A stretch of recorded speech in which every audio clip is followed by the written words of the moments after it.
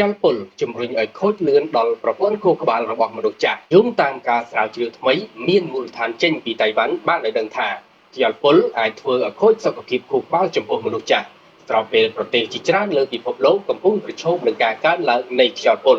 នេះវាយោងតាមទីភ្នាក់ងារសារព័ត៌មាន Central News ដែលមានមូលដ្ឋាននៅទីក្រុងតៃប៉េបានរាយការណ៍កាលពីថ្ងៃអង្គារទី25ខែមីនាការសិក្សាថ្មីមួយដែលចេញផ្សាយដោយសាកលវិទ្យាល័យជាតិយ៉ាវមីងឆាវតុងបានរកឃើញថាខ្យល់ពុលអាចប៉ះពាល់ដល់ប្រព័ន្ធភាពស៊ាំតាមរយៈក្លិនបង្កឲ្យមានការរលាកនេះអាចបំផ្លាញរបាំងឈាមខួរក្បាលដែលនាំឲ្យមានរបួសដល់សរសៃឈាមខួរក្បាលហើយចុងក្រោយប៉ះពាល់ដល់សុខភាពសរសៃប្រសាទដោយប្រើគំរូដើម្បីប៉ាន់ប្រមាណកម្រិតនៃការបំពុលបរិយាកាសរយៈពេល10ឆ្នាំអ្នកស្រាវជ្រាវបានសិក្សាលើមនុស្សពេញវ័យចំនួន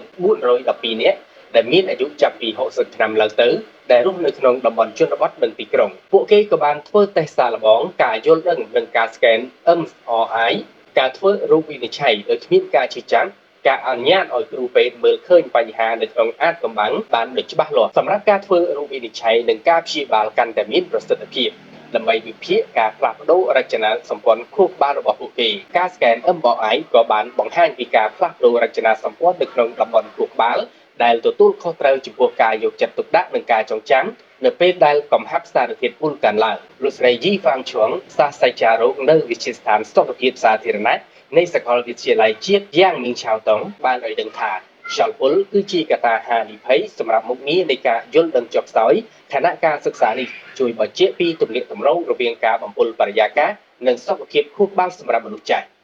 លោកស្រីបានបន្ថែមថាការកែលម្អគុណភាពខ្យល់គឺអាចលើកកម្ពស់សុខភាពខួរក្បាលនិងមុខងារនៃការយល់ដឹងចំពោះមនុស្សចាស់ដោយពន្យាហានិភ័យនៃជំងឺបំពេញបំផុតផងដែរតាមការសិក្សាកន្លងមកខ្យល់ពុលគឺជាមូលហេតុមួយដែលធ្វើឲ្យមនុស្សស្លាប់មុនអាយុតាមរយៈផលប៉ះពាល់រយៈពេលវែងកម្រិត PM2.5 នៅក្នុងខ្យល់លើសកម្រិតអាចធ្វើឲ្យមានផលប៉ះពាល់ដល់សុខភាពផ្លូវដង្ហើមនិងបង្កើនហានិភ័យសម្រាប់ជំងឺរ៉ាំរ៉ៃផ្សេងទៀតជាពិសេសចំពោះកុមារមនុស្សចាស់និងស្រីមានផ្ទៃពោះខណៈប្រទេសជាច្រើននៅលើពិភពលោកជាពិសេសប្រទេសក្នុងតំបន់អាស៊ីកំពុងប្រឈមនឹងការកើនឡើងនៃខ្យល់ពុលនេះ